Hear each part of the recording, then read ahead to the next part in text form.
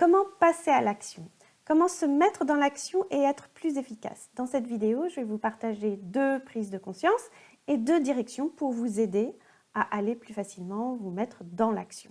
Je suis Aude Devater, thérapeute et coach de vie et vous retrouvez mes publications également sur mon blog Aller à l'essentiel et je vous invite à vous abonner à ma chaîne YouTube pour recevoir mes nouvelles vidéos. Alors, nous cherchons tous évidemment à être plus efficaces parce que si nous sommes plus efficaces, nous avons plus de résultats, plus d'abondance dans notre vie, plus de satisfaction, plus de temps aussi et donc plus de plaisir et d'épanouissement dans notre vie. Mais pour certaines personnes, passer à l'action peut être plus ou moins facile. Et donc, je vous partage 2 prises de conscience, 2 réflexions de base et puis 2 directions pour vous aider à justement passer à l'action.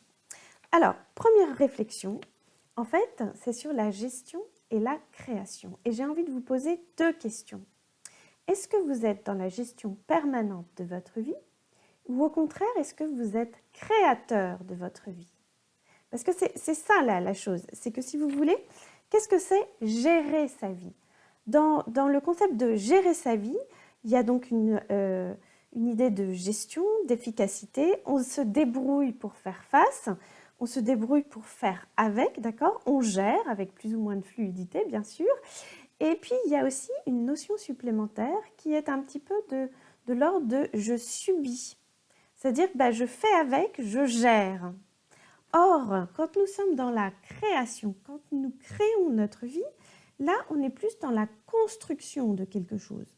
En fait, on bâtit, on use de notre imagination, on part aussi peut-être de rien, ou bien alors on use en tout cas nos talents, notre savoir-faire, notre goût, et nous créons quelque chose.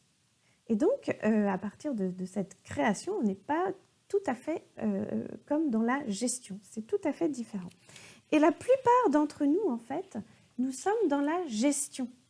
Nous croyons peut-être que nous sommes en train de créer, or, on est en train de gérer. Et donc, si nous voulons passer à l'action avec plus d'entrain, d'énergie, de sens et d'efficacité, il faut sortir de la dynamique du rouleau compresseur, de « je subis les choses » et où je réagis tout simplement aux choses. Et si vous voulez, je vais vous donner un exemple précis.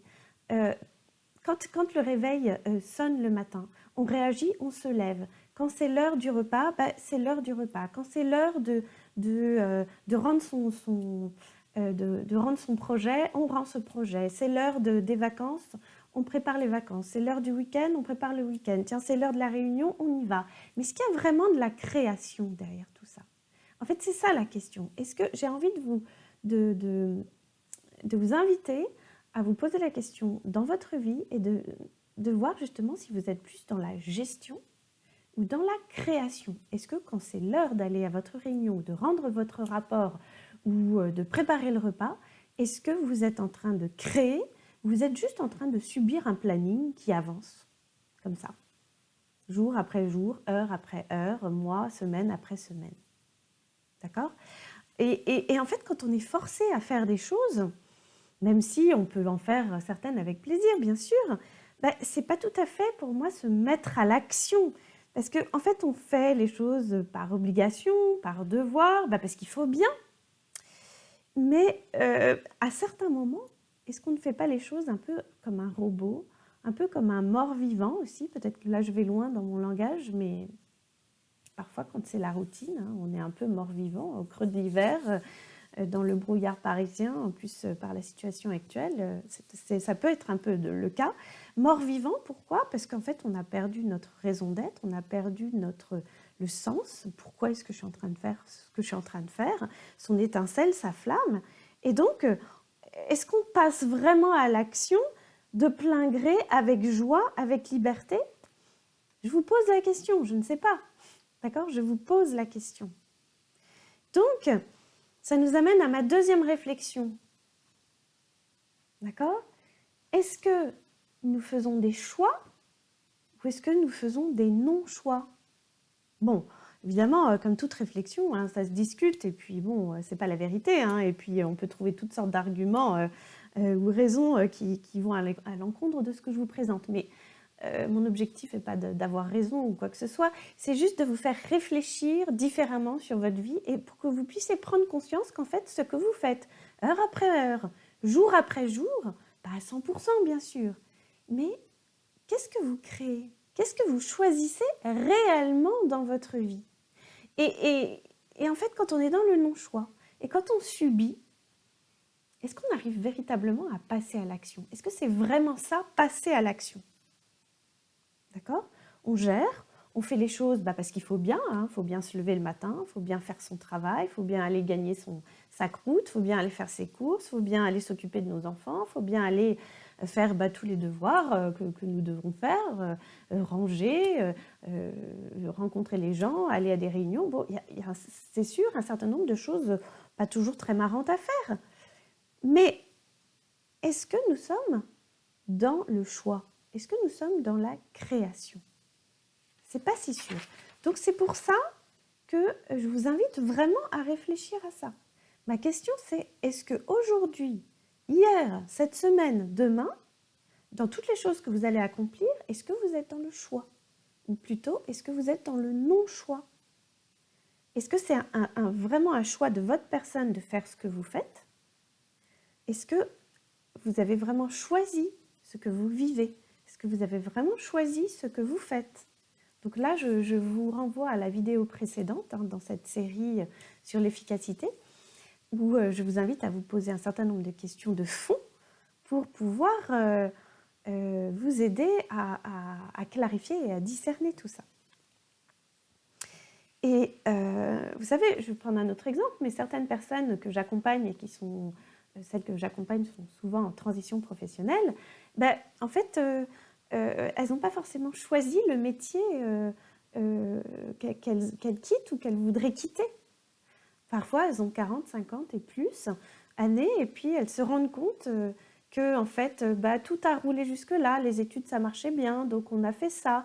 Un peu, pas comme un mouton, mais parce que comme ça marchait bien, on a fait telle école, on est devenu ingénieur, on est devenu commercial, et puis on nous a proposé tel travail, et puis de fil en aiguille, les choses se sont faites. Mais est-ce que c'était vraiment des choix véritables, en accord avec qui nous sommes au plus profond de nous? Il y a beaucoup de personnes que j'accompagne et qui se rendent compte qu'en fait, elles sont à côté de leur cœur de métier, de qui elles sont, de leur talent, de leur choix profond en réalité. C'est pour ça que c'est très important de se poser ce genre de questions. D'accord ?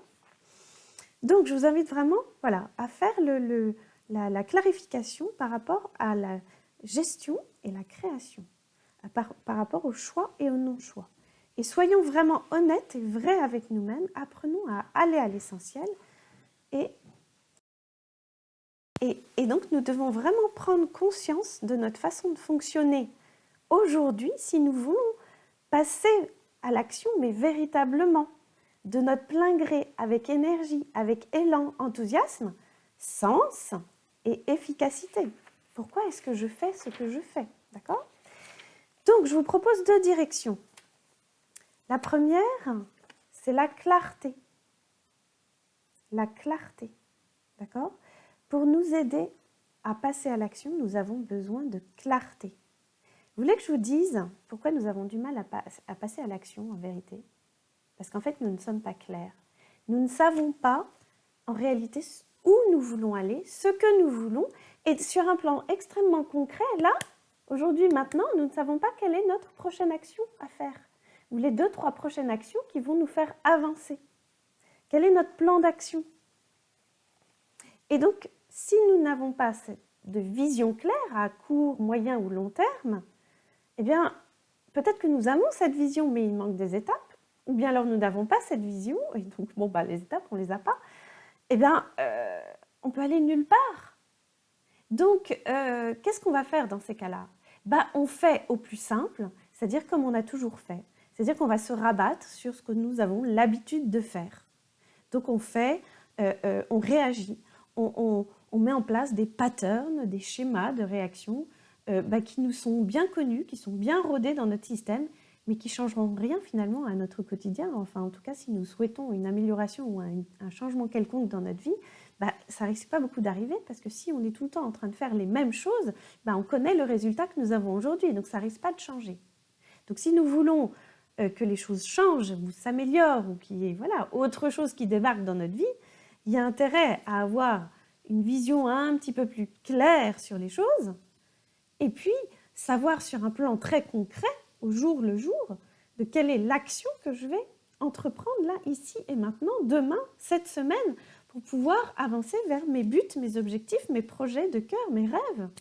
D'accord ? Je vais prendre un exemple. Pourquoi est-ce que sur votre bureau, il y a tout le temps des papiers qui traînent? Ou dans votre maison, ou dans votre voiture, il y a des choses comme ça qui traînent. Et vous avez beau ruminer et dire « Ah là là, c'est pas possible, ça traîne », mais pourquoi vous ne le faites pas? Eh bien, une des raisons pour lesquelles vous ne le faites pas, c'est parce que tout simplement, le papier en question, vous ne savez pas où le ranger. Vous ne savez pas dans quelle case le mettre. Vous ne savez pas comment trier ou le classer. Vous ne savez pas s'il faut le jeter ou le ranger quelque part. Il n'y a peut-être même pas une zone de rangement pour ce genre de papier. C'est pour ça que vous avez chez vous peut-être un endroit où vous déposez tout un tas de choses, de tickets, de papiers dont vous ne savez que faire, parce que peut-être qu'un jour ça peut vous servir, mais vous n'en êtes pas sûr, et vous ne savez pas si vous allez le jeter, pas le jeter. Mais en fait, c'est tout simplement que ça n'est pas clair de savoir ce que vous allez faire de tel objet.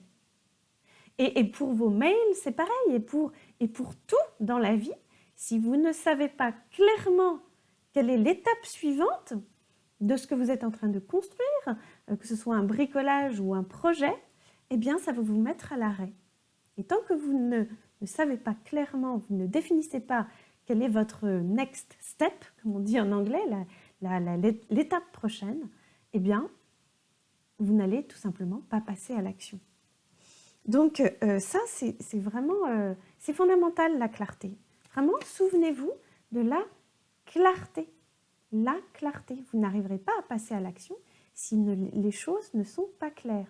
Et puis rappelez-vous une chose, si les choses ne sont pas claires, eh bien vous allez faire au plus simple, au plus rapide, comme d'habitude, comme vous avez le réflexe de faire, comme vous avez habituellement votre façon de réagir.